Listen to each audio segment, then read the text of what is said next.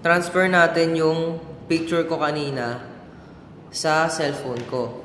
Gamit itong dalawang Type-C. Dapat meron kayong isang Type-C charger. Parehas dulo to dulo, okay? Ngayon, insert natin yung isang Type-C sa cellphone. Insert natin. Then, next natin itong isang saksakan sa charger port ng camera. Ito si charger port ng camera, yung tinuro ko kanina. Swipe up, then insert.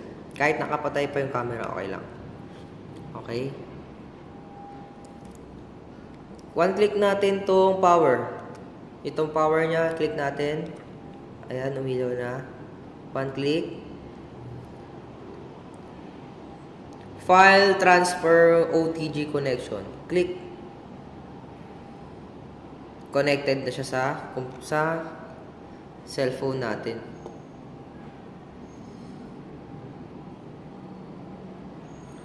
Punta tayo sa files.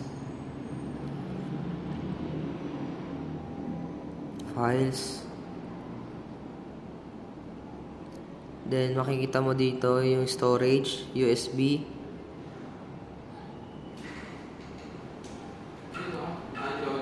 Sir. Sige. DCIM, makikita nyo yan. DCIM file. DJI 001. Then ito yung picture natin kanina.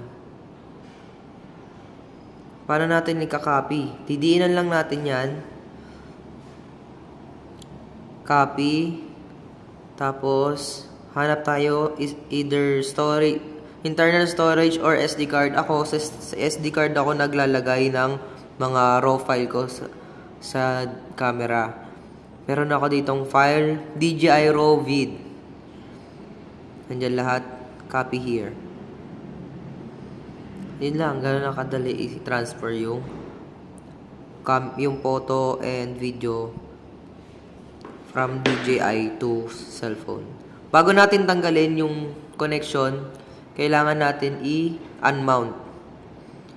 Ito, unmount settings sa USB storage 1, unmount. So, pwede na siyang hugutin. Okay. So, yun lang. Yan lang. And thank you. Pakiingatan na lang ang paggamit.